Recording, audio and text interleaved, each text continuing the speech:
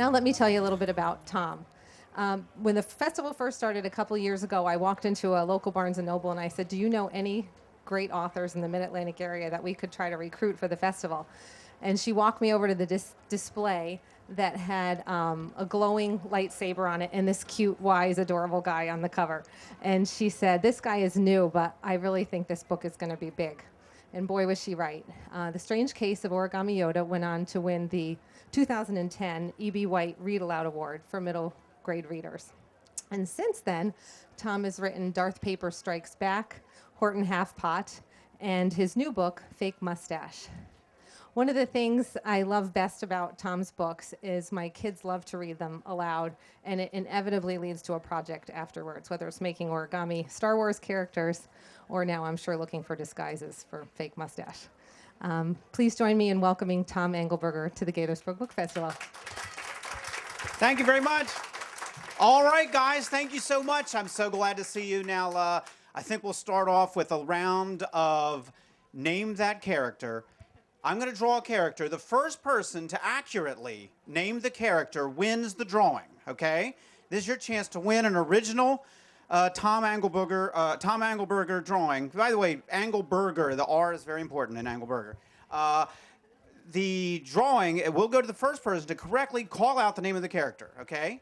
Now, we're starting with the obscure books, so don't yell Yoda as soon as I put the pen on the paper. It's not going to be Yoda, okay? Is everybody ready? Can everybody see the board up here? Can you see the board? Okay. You guys can't, can you see it over here? You have some vision of it at all? Okay. So, who yelled out Darth Vader? Dude, now just hold on a minute, man.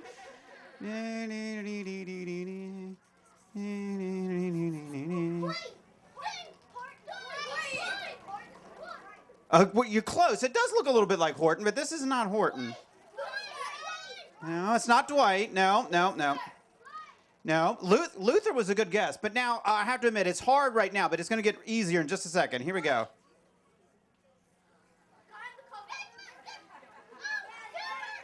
The guy on the cover. Wait, hold on. You know the name of the guy? Oh, but it's not Cooper. Oh, good guess, though. Very good. Anybody know the name of this character? Has anybody even heard of the book? Wait, what, you know? What is it? Who? It is not Leroy Jr. There's no one named Leroy Jr. or Cooper. But I'm gonna make a note to myself: Leroy Jr. and Cooper for the next book. Anybody know this? Dude, you got it. It's Casper. Good job. Yeah. What's your name? To Larry. I'll write to Larry up here. Okay. So, but I'm going to draw on it first before I give it to you, okay? Because my story is about this dude, and he's a pretty normal-looking dude until he gets that fake mustache, right? Yeah. This guy's going to win something today. You're not going to go home empty-handed, buddy. I can tell you're a winner.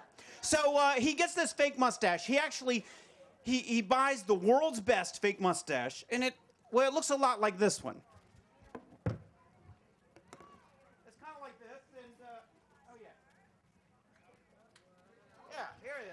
It's like this one, and just like this one, it's made from real human hair. Yes, it's. Hold on a second. There's a little. No. Real human hair, ladies and gentlemen. This mustache. The fabulous Heidelberg Handlebar number 7, the greatest fake mustache ever made. In fact, some people think maybe it was too good.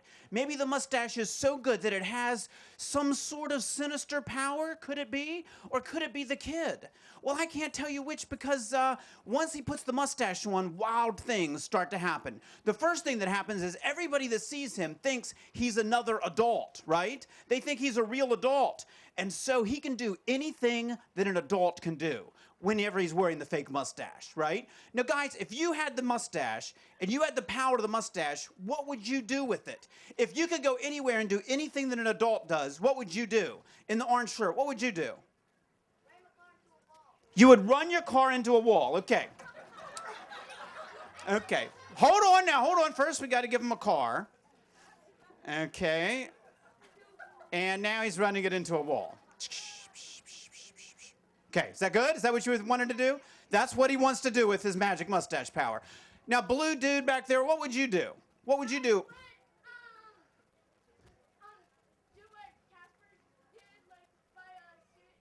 You would buy a suit. He would, well, good, because the guy's naked right now, so we'll get him a suit. Hold on now. Don't spoil the book, dude. Come on now. Here we go. He's bought himself a nice man-about-town suit. Looking very good. Looking very good. Anybody else? What else would you do? If you had this power, you could do anything an adult can do. Come on, people. What would you do? What? Save yourself? Save yourself from what? Save yourself from a tornado. That's why he drove into the wall. He was trying to get rid of the tornado, get away from the tornado. Okay, now we're getting somewhere. What would you do, Batman?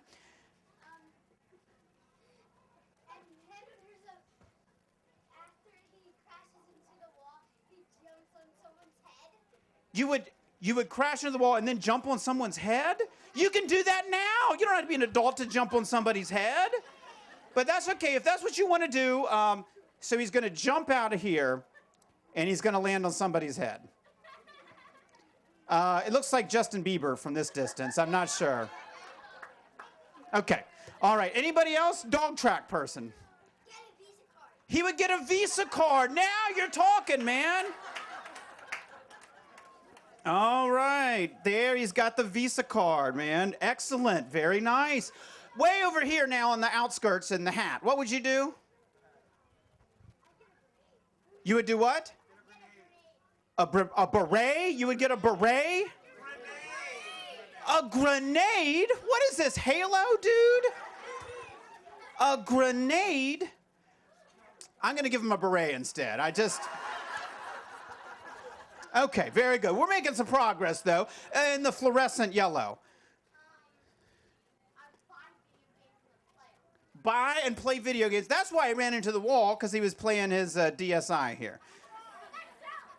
What is the thing? A DSL? What? I don't even...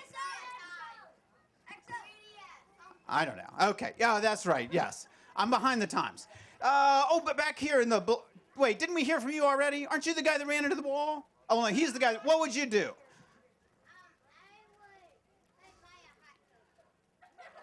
Buy a hot tub? All right. I don't even have room. Oh, it'll be one of those, like, stretch limos that has the hot tub in the back. There we go. There we go. So we got a hot tub in the back of the car. Just don't get Legionnaire's disease from that thing, man. Be careful with that, okay? All right. I think we're doing good. Is this a good representation of what you would want to do with the freedom and the power of the mustache? Anybody else? Larry in the purple, what would you do? You would run for president of the United States of America. What a great segue, dude, because that's what Casper does in my book. Casper, the dude with the mustache, since everybody thinks he's an adult, he decides to run for president of the United States of America. And the mustache is so good, he's so good looking when he's wearing the mustache that everybody wants to vote for him, right? Everybody loves him. And by the way, my book is bipartisan. The Democrats love him. The Republicans love him. The Tea Party loves him. Everybody loves him, man. Everybody loves him. They can't wait to vote for him. It looks like he's going to win the election. There's only one problem with that. The problem is he's pure evil, right? He's the bad guy in this book. Look, you can tell he's the bad guy. See, he's got a beret and mean eyebrows. That means he's the bad guy. So he's going to become president. Everybody loves the mustache. Everybody loves him. Everybody wants to vote for him. He's going to become president. He's going to take over the whole world. Who knows what he's going to do? The only people that can stop him are who? The girl who is on the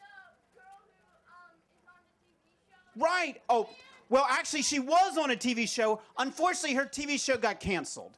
This is Jodie Rodeo, TV cowgirl, and unfortunately, her show got canceled. But she teams up with a nerdy kid. Here's the nerdy kid. He's holding a TV or something, I guess. I don't know what he's doing. Nerdy kid. He's got glasses. He looks a lot like me, actually. Big nose. Okay, there we go. These are the only people that can save the nerd and the cowgirl are the only people that can save the entire world from the power of Faco Mustachio, the evil mustached presidential candidate. All right, so now who was this again? Noah, this is yours, right, Noah? Okay.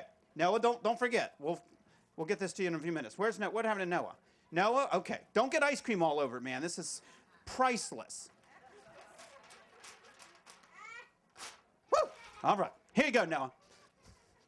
All right, now I got this other book. Time for Name That Character again. First person to name the character wins the picture. Boy, I can't even see what I'm doing here. I don't even recognize this character yet. Wait, oh, I know who it is. Who said that? Yes, you win. It's Milady Luggertuck. It's very hard to identify Milady Luggertuck when she's not wearing one of her fashionable wigs. She has the most fashionable wigs in the country. I'll just sketch in the wig here. This is the Parisian waterfall, I think, this wig. She has the best wigs of anybody. She has the greatest wigs. And she also has a priceless diamond. At least she thinks it's a priceless diamond. It's called the Luggertuck lump. And when the Luggertuck lump gets missing, that's when the mystery really starts. This is, by the way, it takes place in a castle. Well, the castle's up here. Castle's around here. It takes place in a castle, and she has this diamond. The diamond goes missing. The pirates are after it. The stable boys are after it. Everybody's after it. There's all kinds of stuff. There's a lot of pickle-related jokes. If you like pickle-related jokes, castles, mysteries. And what was your name again? Larry? Is that right? What was it? Isabella. How do you spell that? Did I get it right? Here we go. Here we go. Can we get this? All right. There you go. There you go. All right. Now, one last time, name that character. Let's see here.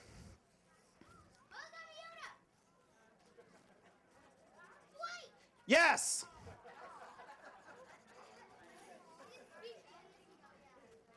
This is Dwight from Origami Yoda. Dwight is the weirdest kid in the whole school, okay? Dwight is really weird. He's got this weird hair. He wears weird clothes. He does a lot of weird stuff. And you might be asking yourself, why would I decide to write about the weirdest kid in the whole school? Because if you think about it, I can write about anything I want. I could write about something a lot more interesting. I could write about, like, a princess. I could write about a race car driver. I could write about a princess that drives race cars. I could write about anything I wanted to write about. Why do you think I choose to write about the weirdest kid in the whole school? What do you think? Because he has the power to speak of Origami Yoda. Okay, now he thinks the reason I write about Dwight is because he has the power to make Origami Yoda. Hold on a second. Let me get Origami Yoda on here. That's one very good reason to write about Dwight.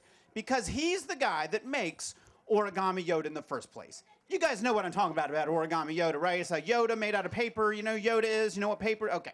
But does anybody else guess, why do I choose to write about this weird guy? I mean, there's better stuff. I could write about wizards, Greek gods, rabbits that talk, you know, anything I wanted to do. Why would I choose to write about this? What do you think back there in the ponytails, pigtails? Why do you think I write about the weirdest kid in the whole school?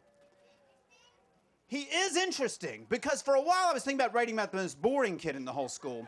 And that did not work out. I didn't get past chapter 1 on that. He is, I hope he's interesting. I appreciate you saying that. But there's still, why do you think I write about the weirdest kid in the whole school? Back there, what do you think?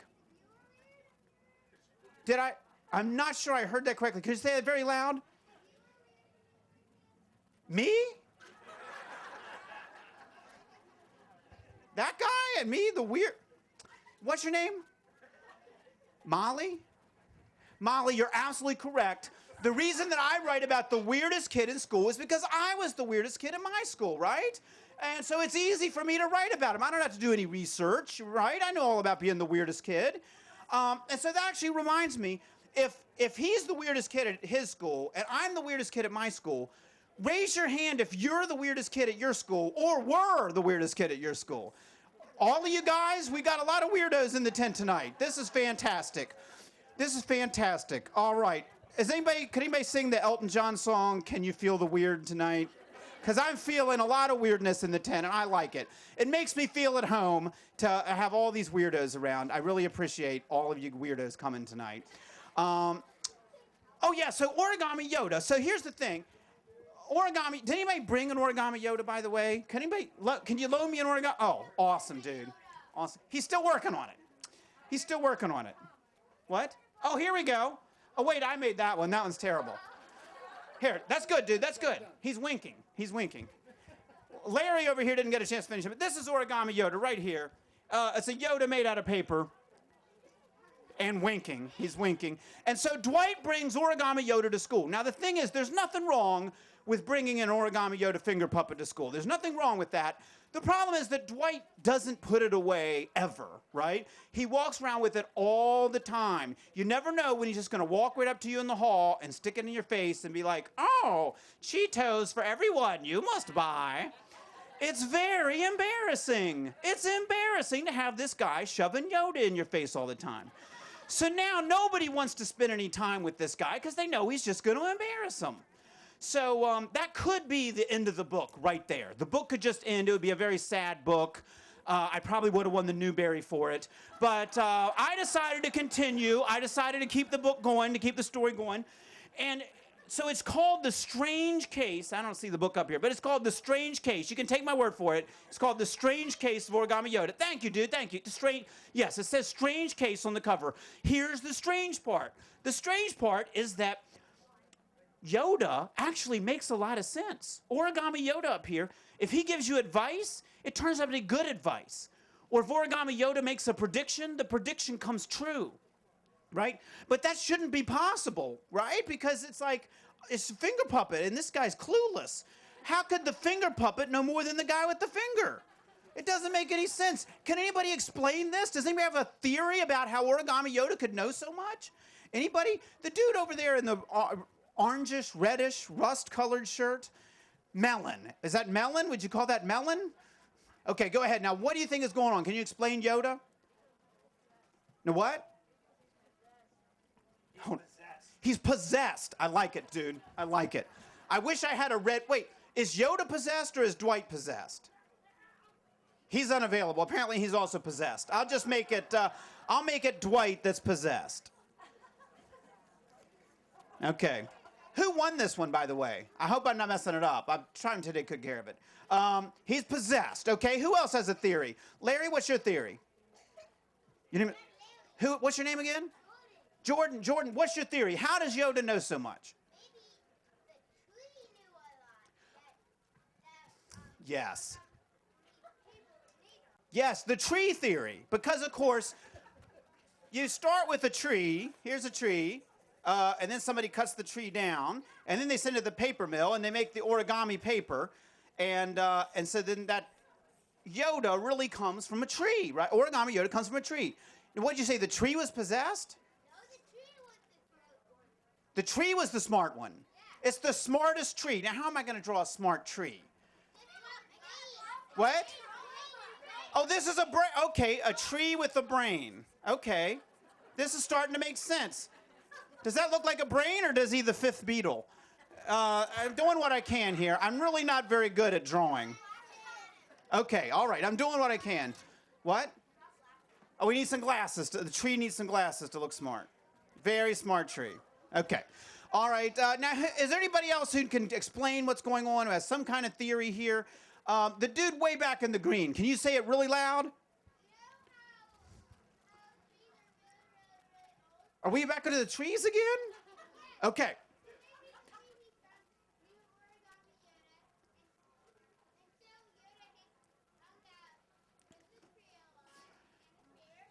Oh, dude, that is awesome. Okay.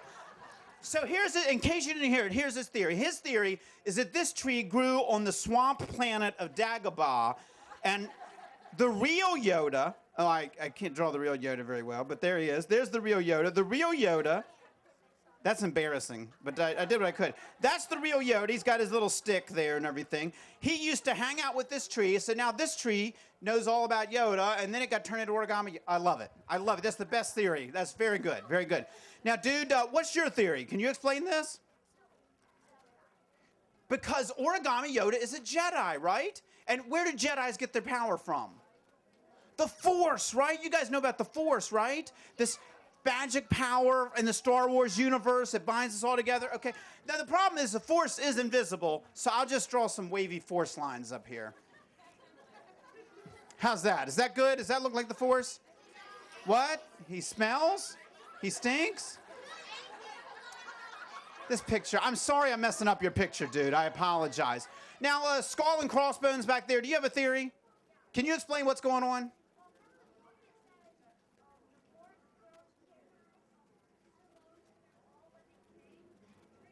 Are we back on the trees? What? Okay. So the tree smells too, is basically what he's saying, I think. Okay. All right, we're making a lot of progress. Bear tracks. Yoda planted the tree on Arbor Day.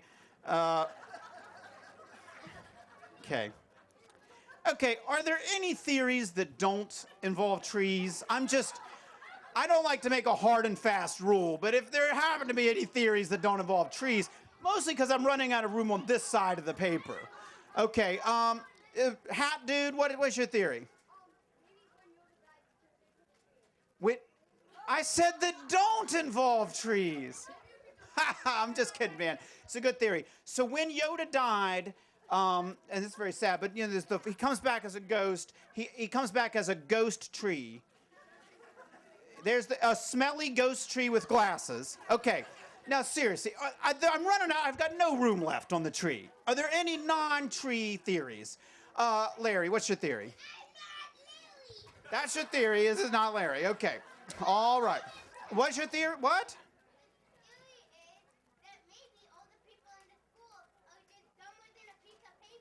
You mean all the other people in school are just so dumb that Yoda seems smart?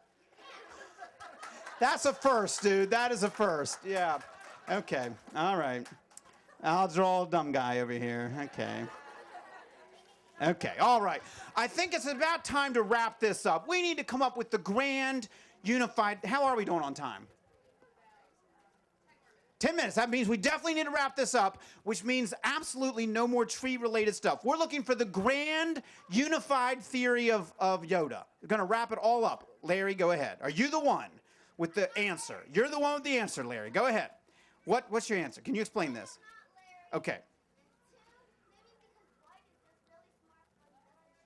Oh, maybe Dwight is really smart and he just doesn't show it. Maybe he doesn't know how to show it. Okay, I like it. How am I going to make him look smart? I'll give him a light bulb. Okay, here we go. Give him a little light bulb. Like that. Ding. It says ding. Okay. Okay. All right, is everybody satisfied? Does this explain it all? Who won this one? Whose poster was this? Larry?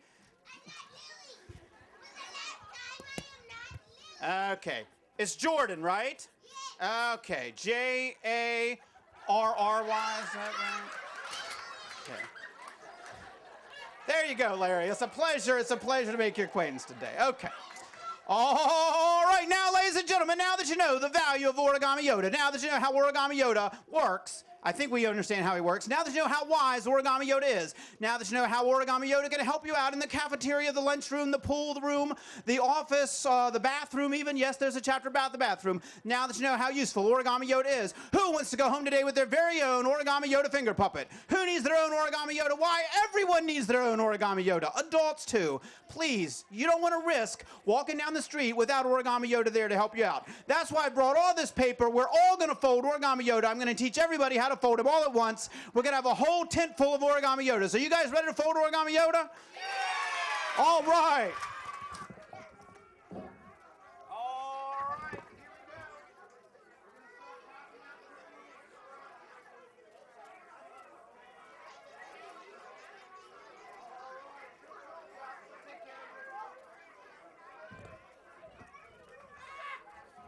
Killed your microphone. I'm sorry, dude.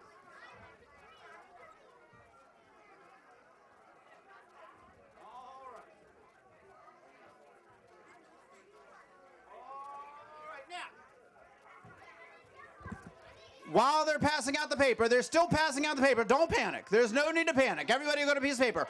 While they're passing out the paper, I'm looking for the funkiest person in the tent. Who is the funkiest person in this tent? I'm talking about somebody that can dance. I'm talking about somebody that when called upon to dance will begin to dance in a funky motion. Anybody funky enough? Larry. I can tell funkiness when I see it. Larry, is that you? In the denim jacket. Yes, you're funky. Am I right? Come on up here. Ladies and gentlemen, let's welcome to the stage my good friend, Larry. Come on up here. A big hand for Larry. Here she comes. All right, all right. Larry, how you doing? Is your name really Larry? No. What is your name? Jillian. Jillian? All right, Jillian. Are you ready to fold the giant Yoda? Okay, we're going to fold a giant Yoda. Oh, could you hand it to me? It's right over there. We're going to fold this giant Yoda here, folks. If you guys follow along as me and Jillian fold the giant Yoda, when we're done, everybody will have their own Origami Yoda. Are you ready to fold? All right.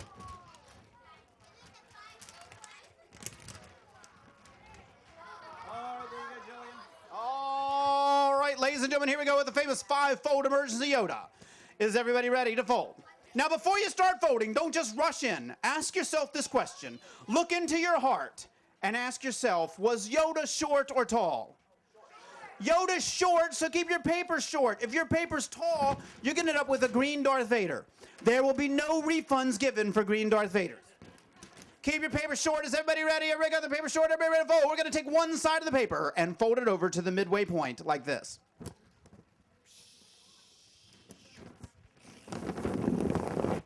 Just like that, ladies and gentlemen. Notice I folded it over halfway to Jillian.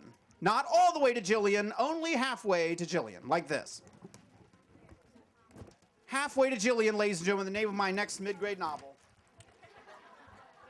Would that be good? Does that sound like a good book? Would you read it? Yeah. If you're not going to read it, I won't bother to write it. All right, ladies and gentlemen, now it's time for Jillian's big moment. Jillian is going to fold her side of the paper over top. Go. She's folding it over. She's folding it over. It's a perfect job. Very nice job. Now give it a little crease down the side. Ladies and gentlemen, she's done it. We have managed to turn one rectangle into a different rectangle. But this rectangle is a 900-year-old rectangle with centuries of Jedi wisdom. Are you guys ready? Are you done? Are you finished? Are we happy here? Is everybody satisfied? What do we need to make it look more like Yoda? What attribute could we give it that the Yoda has in the movie? What do you think? Bear tracks? What do you think? Let's give it some ears. Bear tracks once ears. Are you ready for the first ear? Ladies and gentlemen, Jillian has noticed a loose corner up at the top. She's seen that loose corner, and she knows what to do with it. She's going to grab that corner. She's going to pull it over to her side. Keep pulling, keep pulling, keep pulling. There we go, there we go. We're going to do it, we're going to do it. We've done it, we've done it. She's done it, ladies and gentlemen. Jillian has folded one ear. So you take that corner, you pull it over to one side as far as you can, and then you squash it down flat. Folks, it's not easy folding this giant Yoda, okay? It's very difficult work up here. The opportunity for a fatal paper cut is ever present. But Jillian doesn't care.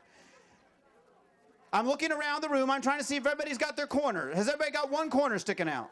Very good. I see a lot of corners. I see a lot of corners. If you're having problems, see if the person next to you might be able to help you out. Very good, very good. I see a lot of corners sticking out. So we're going to go ahead and go to the second ear. You'll notice there's another corner up at the top. There's another corner. Sometimes you have to sort of look for it. It's hiding out up there. You're going to take that other corner and pull it over to the other side.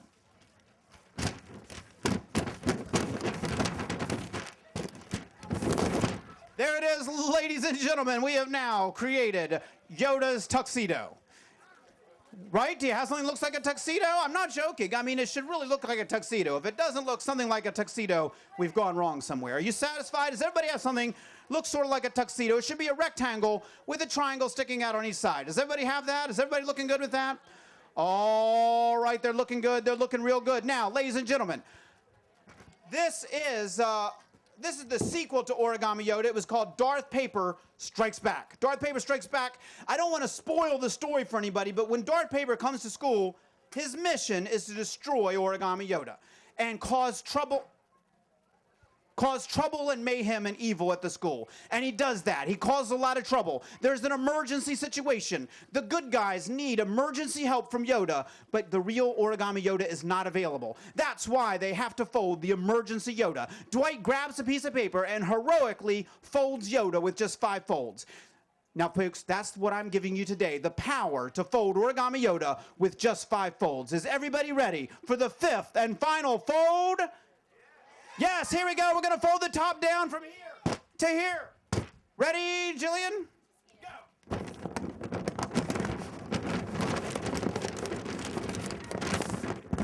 We've done it, ladies and gentlemen. Origami Yoda, here he is on stage. All right, Origami Yoda. Now Jillian will show you how to use it as a finger puppet, just like in the book. Here it goes.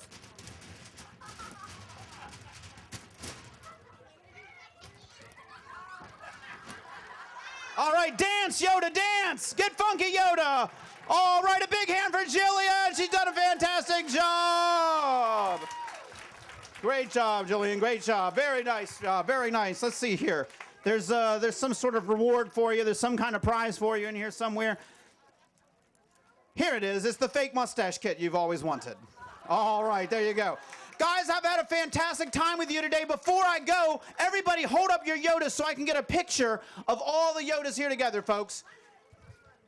All right. Get them on your fingers, everybody. We're going to get a picture of all the Yodas starting on this side of the tent. Everybody say, "May the Force be with you." All right, and on this side of the tent, everybody say the name of my next book, Fortune Wookie. Excellent. Great job, guys. Fantastic forwarding. I've had so much fun talking to you today. I hope to meet a whole bunch of you over the signing tent. Bye-bye, guys. Thanks a lot.